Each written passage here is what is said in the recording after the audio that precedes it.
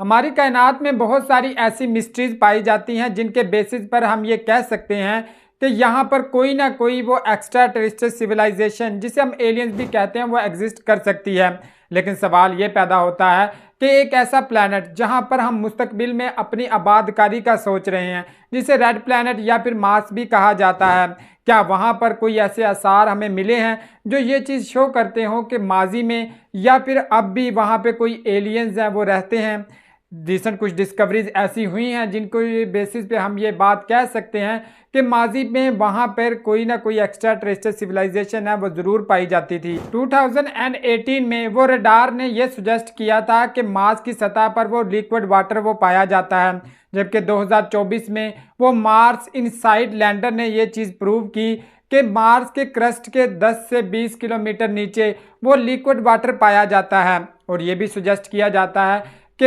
81% जो liquid water है Mars का वो स्पेस में वो लॉस्ट कर चुका है। लेकिन ये लिक्विड वाटर एक ऐसी चीज़ है जिसके बेसिस पे हम ये कह सकते हैं कि अगर ये मार्स पर पाया जाता है तो यहाँ पर माजी में कहीं ना कहीं पे जिंदगी का वजूद जरूर होगा। गो के आजकल की जो मार्स की कंडीशंस हैं वो लाइफ को सपोर्ट नहीं करती, लेकिन जो रिसेंट डिस्कवरीज हैं including liquid water, organic compounds और मीथेन गैस की डिस्कवरी, इस बात ने यह चीज़ प्रूव कर दी है कि मार्स पर कहीं ना कहीं पे वो जिंदगी का आसार माजी में ज़रूर होंगे, जिससे हमारी जो मार्स एक्सप्लोरेशन के मिशन हैं उनमें एक नई उम्मीद पैदा हो चुकी है। नासा के क्यूरियोसिटी रोवर ने यहाँ पर 3.7 बिलियन ईयर्स ओल्ड है वो एक लॉन्ग चेन ऑफ अल्केन्स वो दरियाफ्त की है। ये एक इम्पोर्टेंट डिस्कवरी थी क्योंकि ये जो मॉलिक्यूल्स होते हैं इनका ताल्लुक फैटी एसिड से होता है, और फैटी एसिड्स ही बेसिकली वो सेल मेम्ब्रेन के कुछ इंपॉर्टेंट पार्ट्स होते हैं।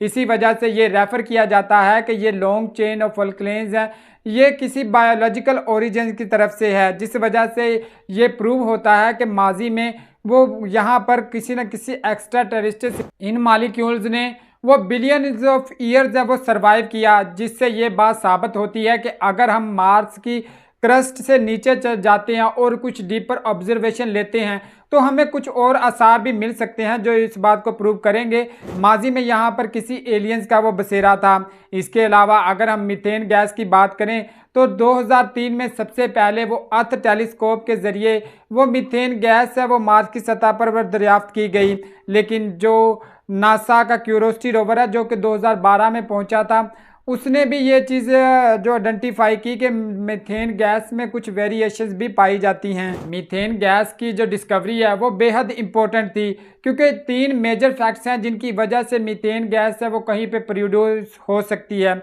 सबसे पहले को जियोलॉजिकल प्रोसेस कहते हैं। जियोलॉजिकल प्रोसेस में वो वाटर है किसी मिनरल के साथ रिएक्ट करता है जिसकी वजह से मीथेन गैस है वो प्रोड्यूस होती है। सेकंड नंबर पर बायोलॉजिकल प्रोसेस है जिसमें कुछ माइक्रो ऑर्गेनिजम्स हैं वो मीथेन गैस को वो प्रोड्यूस करते हैं, जो कि एक इम्पोर्टेंट साइन होता है कि यहाँ पर वो लाइफ एग्जिस्ट कर सकती है। थर्ड नंबर पर है वो कोई मीटियोर्स, कॉमेट्स वगैरह कुछ ऑर्गेनिक कंपाउंड्स वो मार्स पर शिफ्ट कर दें जो ब्रोकन डाउन होकर वो छोटे पीसेस में कन्वर्ट हों और साथ में मीथेन गैस है वो प्रोड्यूस करें। ये 3 ही बेसिकली फैक्ट हो सकते हैं जिसकी वजह से मीथेन गैस है वो प्रोड्यूस होगी। लेकिन सेकंड नंबर पर यह चीज़ प्रूव करती है कि यहाँ पर कोई भी ऑर्गेनिजम्स हैं वो रहते थे जिनकी वजह से ही ये मीथेन गैस वहाँ पे प्रोड्यूस हुई। नासा और स्पेसएक्स वो ह्यूमन कॉलोनाइजेशन से पहले वो कुछ मैन मेड ऐसे मिशन तैयार कर रहा है जिसके ज़रिए से वो कुछ साइंटिस्ट को वो मार्स की सतह पर भेजा जा सके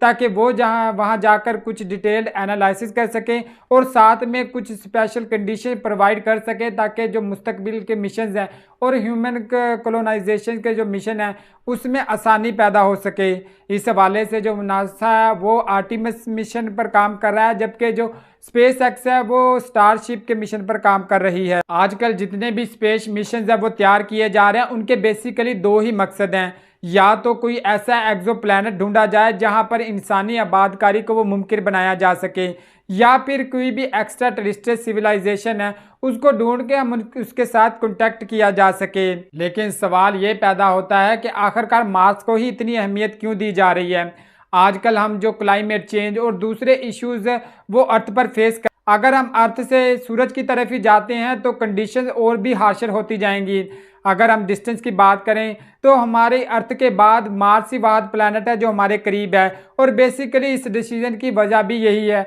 गो के बहुत सारे ऐसे एक्सो प्लैनेट हम ढूंढ चुके हैं जहां पर लाइफ है वो पॉसिबल हो सकती है, लेकिन वहां तक हम जा नहीं सकते। हमारे पास कोई कन्वेंस ऐसी नहीं है जिसके जरिए से हम दूर दराज के जो प्लैनेट्स हैं उनको डिस्कवर कर सकें। इसी वजह से मार्स को वो सिलेक्ट किया गया है क्योंकि वो अर्थ के बहुत ही नज़दीक होता है। साल में एक ऐसा टाइम भी आता है ये जो अर्थ के ये काफ़ी करीब होता है, जबकि एक ऐसा टाइम भी आता है कि ये अपने इलिप्टिकल ऑर्बिट की वजह से ये अर्थ से काफ़ी दूर होता है। और इसी करीब के टाइम पर ही ये मिशन तैयार किए जा रहे हैं ताकि इनको